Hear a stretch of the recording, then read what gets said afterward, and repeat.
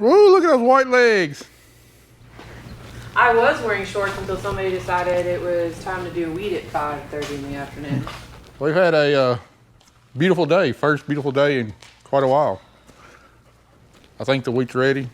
I don't know. I could go out there with a moisture tester, handheld moisture tester, and check it, but what's fun in that? You'd much rather go take the combine. It's a lot more fun to take combine out there. Let's go see what it looks like.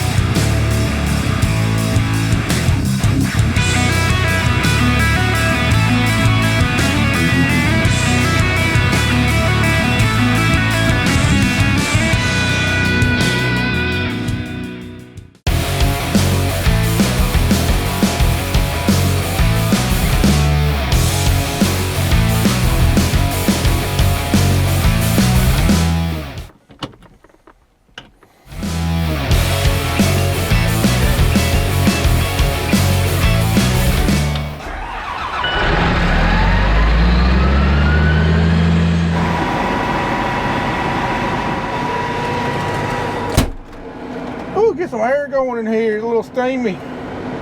There goes Zach heading out with a header. Alright, it's time for the day that every farmer lives for. The beginning of harvest. When you find out if all your work the past few months is worth it, if you're actually going to make any kind of profit, but more importantly, whether or not you tighten all the nuts and bolts on the combine that you worked on this winter. We don't have too long of a drive. We're going just a few hundred yards up the road behind my in-laws' house, where I think is some of the wheat that's probably going to be as close, which is going to be about as close to ready as any of the rest of it.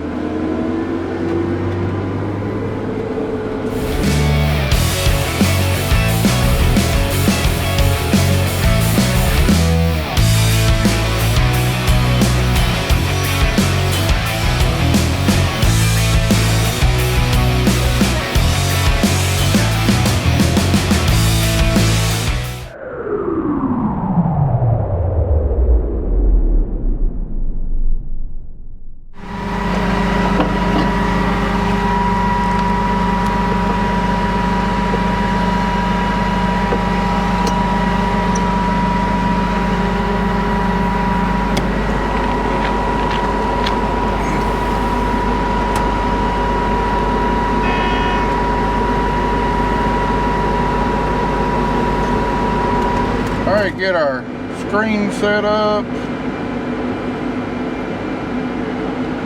Alright, I think everything is ready to go.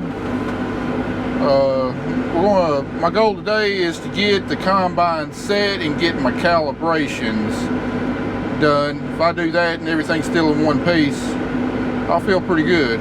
So we'll start off with a moisture calibration.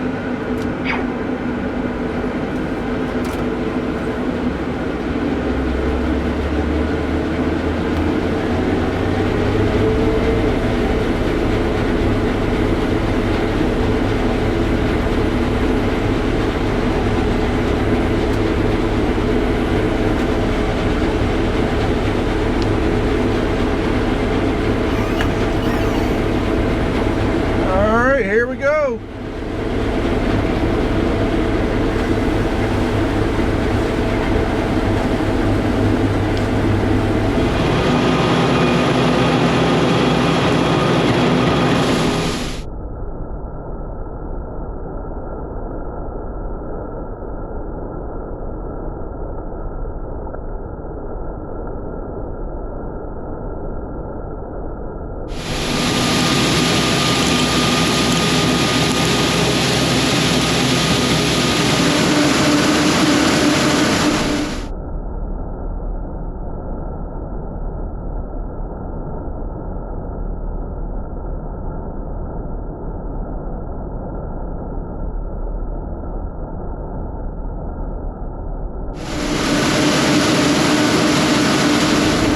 All right, my moisture's just starting to read, so that means it's not plugged up or anything. It's working.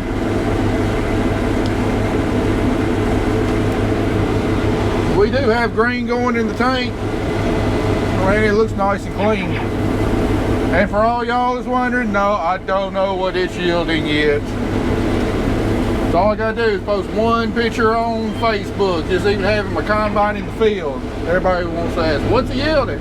I don't know, I ain't even cut around the inrows yet.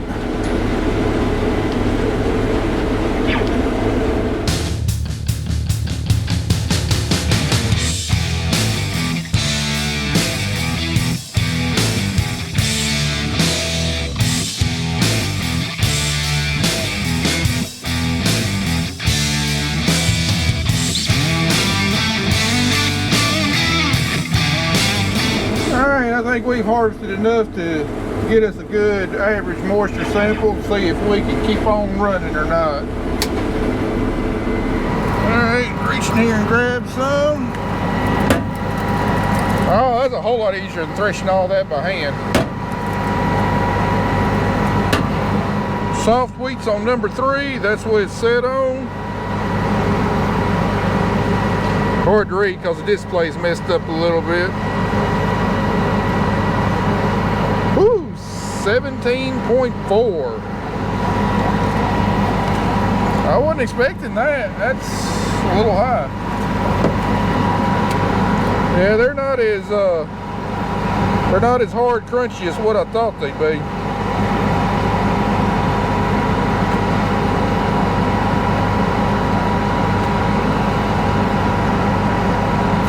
Some of them are, some of them just a little soft. It might not be blow and go time yet.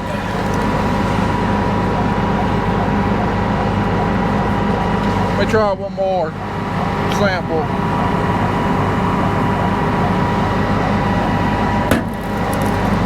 That one's saying 16.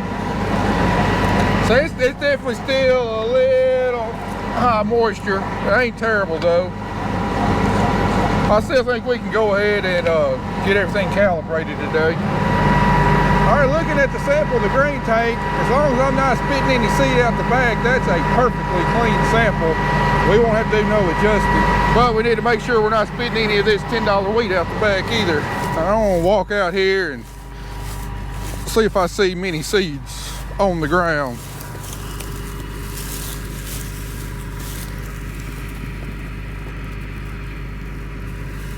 Oh, there ain't many. There's 1, 2, 3.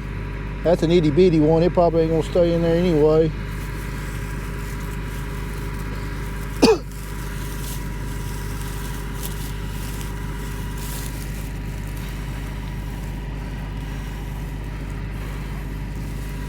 Four, 5. 5 I've seen. Let's say let's assume I missed 5. That's 10 seeds per square foot. That's definitely less than a bushel. I have to go check my book and make sure.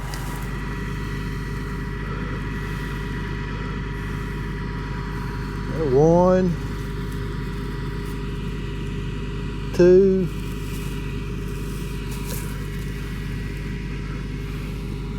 2 right there. It's like the axle flow's doing its job. What up, Drake? 1, 2, 3, 4, 5, 6. Yeah, 6 is what I'm seeing. All right, looks good to me. Let's go check the book, see how many seeds per square foot equals a bushel. All right, we had moisture of 17.4 and 16 and 2 readings, so let's just say an average of 16.7. We'll put that in now. We'll recalibrate it again later. All right, grain loss in wheat. We're running a 35-foot head, a uniform spread of 19.2 kernels per square foot equals 1 bushel. So I mean, we were seeing what 4, 5, 6, and just saying, assuming that's double, we're still well below a bushel per acre loss, which is.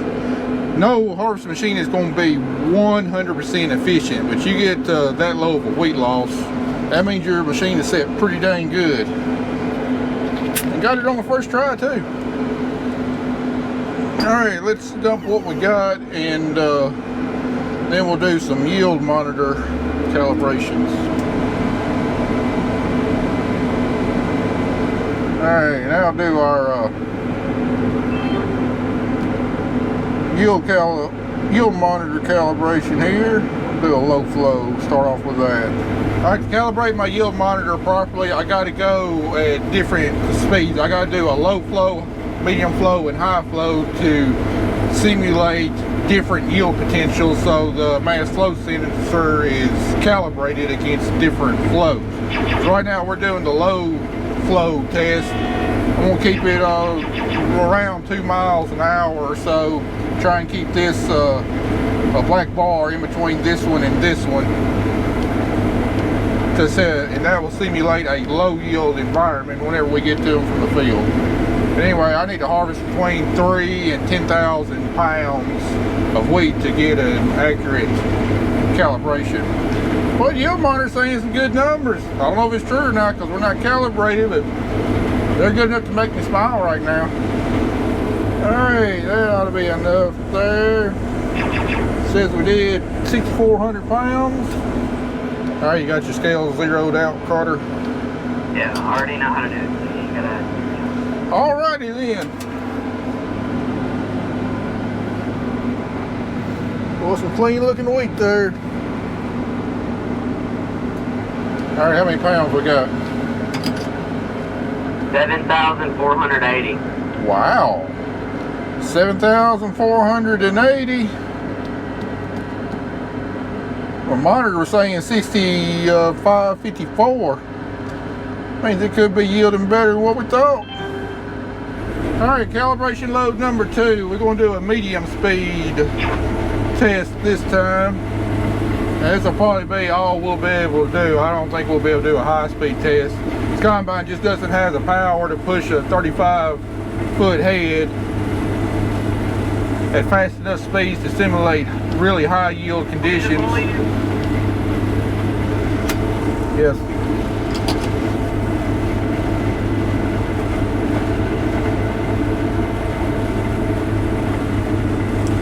So the medium speed test is going to represent, primarily what speed we're going to harvest all of our wheat at, about 3.5 miles an hour. I'm going to have to send the video to Dylan.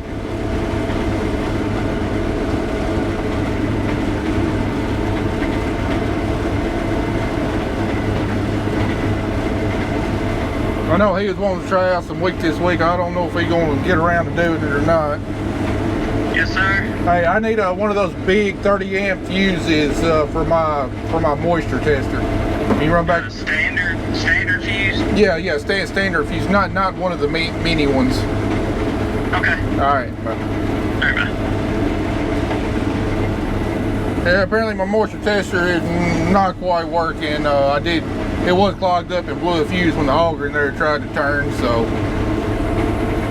I get an initial moisture reading, but then it doesn't change after that because the auger's not emptying the sensor. Test dump number 2. What we got? 6,640.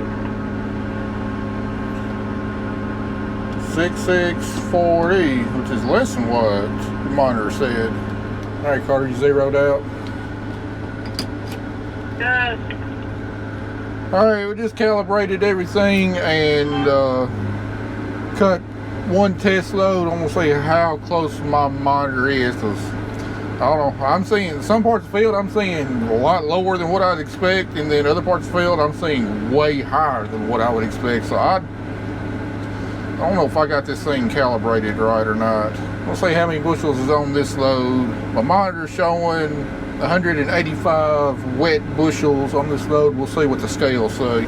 One thing I do know for sure is that it is too wet to keep on cutting. This stuff probably needs at least another day to dry down, potentially a little bit longer. Some of those seeds are still mighty plump. They haven't dried down the first time. Now the seeds that got wet, that were dried down and got wet during the rain, they're pretty good. They're pretty good and dried down, but there's still a few immature seeds out there that haven't completely dried down originally. All All right, how many pounds you got there? 10,800. 10,800 pounds divided by 60. 180 bushels, whereas my monitor showing 185 bushels, so it's monitor's pretty close to accurate. I don't know, when it does dry out and gets to nice, consistent, uniform moisture, we'll probably run another calibration load just to make sure that we're got everything completely You got to dialed in. unload? Yeah, go ahead and unload. That's going to be all we're going to cut for today. You mean add that all together? No, just zero your scale out and then start unloading, and whatever the negative number is when you get done unloading is how many pounds was on the load. You got that? Yeah. Carter's on summer vacation and he's having to math. I don't think he's too happy about that. But math is a big part of the game in the farming industry. You gonna cut anymore? No, that's it. This stuff is still pretty dang wet, and my moisture tester needs a little work. That fuse didn't fix it. Alright, I need, before you set that header down, your center plate came loose. I'm gonna tighten it back up. Alright, go ahead and do it now. Alright guys, well that's going to do it for today. I'm going to do a little bit of work on my moisture tester, see if I can figure out why it's not running like it should. And anyway, don't know when we'll get back out here. There's a good chance of rain tomorrow, so don't know if we miss the rain, might try it again tomorrow evening. If not, might be a few days, but we got to let this moisture get down a little bit. It's a little too, or it's quite a bit too high to be trying to dry it down in the bin.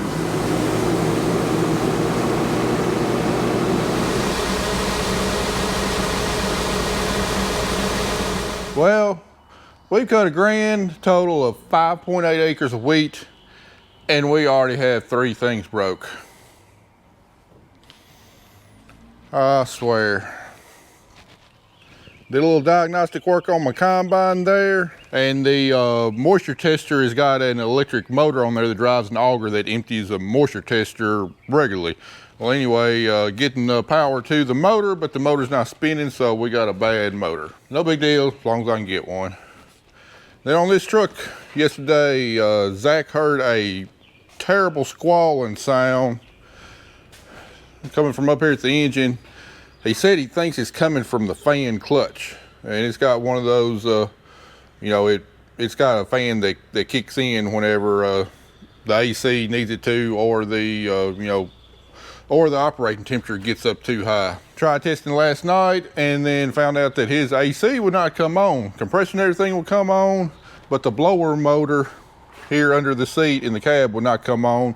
Therefore, we could not, therefore it would not run the AC hard enough to cause the cooling fan to kick on to where I could diagnose that. So before we can fix the more important thing, the cooling fan, we got to fix the AC, because the only other way to get this thing up to hot enough temperature to kick the cooling fan on to test it is to drive it down the road and put it under a load. And well, I can't open the hood and look at the fan while it's going down the road. Definitely out of the wheat field today. Got cloudy skies, heavy dew. The wheat was wet yesterday, and well, these conditions, it's definitely not going to do much drying up. So I guess gotta look on the bright side. At least I got time to fix this crap.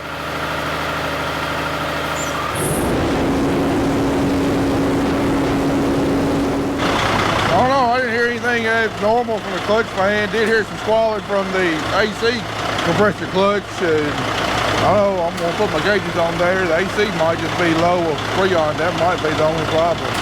Keep our fingers crossed. Yeah, it's definitely low. It should be reading about 180 up here on the high side with the day's temperature of about 80 degrees. So it could definitely use some Freon. We'll put a can or 2 in there and see if that improves things. Could you get it to duplicate itself?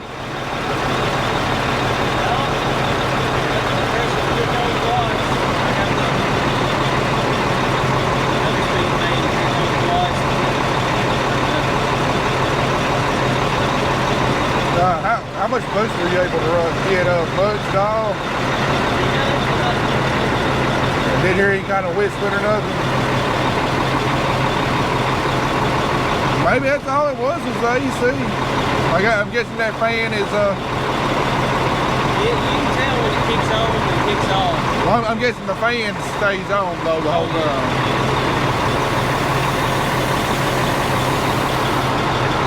I'd leave that seat out for now and maybe only put a couple bolts in the top plate and we'll run it, and if it messes up, you know, you take that plate off real easy and move some wires around, see if maybe we got a problem with a broke wire or bad connection or something. Because that's all I did was cut the wire tie and move the wires around and the fan was working, so it's not the motor.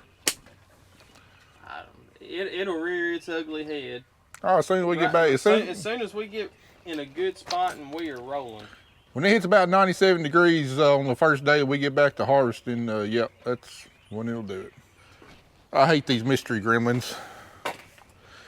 They always disappear when you get to wanting to work on it and figure out what the problem is, and then most likely it'll pop. Most likely you won't be able to find the problem, and it'll pop right back up as soon as you need to blow and go. But anyway, I got the got a new moisture tester motor for the combine. Tested it, and it was getting power, but the motor wasn't turning. So got a bad motor. We'll put that back on, and then we'll try. I guess we'll practice twiddling our thumbs again until this wheat dries down.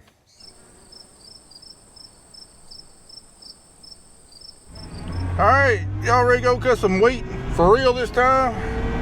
I do believe it's ready. After working on everything yesterday, went out late yesterday evening and cut around, and it tested about 14.5%. So gave it this morning to dry out, and I believe it'll be close enough. We just go ahead and harvest it, and I mean it's going in the bin anyway, so we'll have a chance to dry it down a little bit. So it's time to start getting this big wheat crop out. 5.8 acres down. 519.2 more to go. All right, I think we're running good now. Ran another couple calibration loads since we got our moisture tester fixed, and just to make sure all our monitoring is record keeping is dialed in. We just about got the first field on this farm done. Just shipped.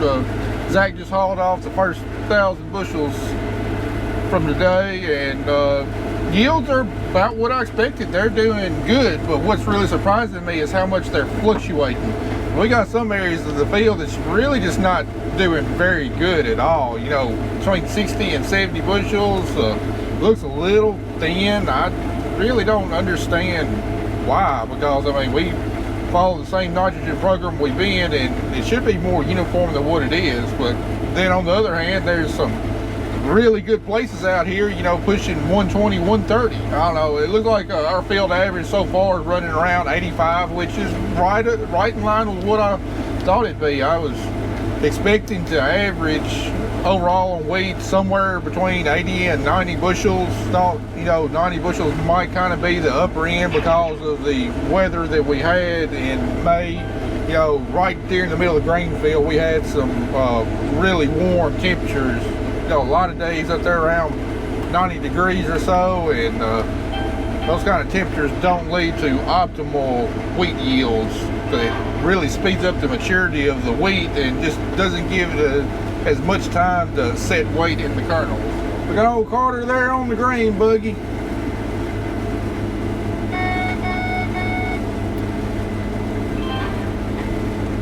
He's picking up right where he left off last wheat harvest.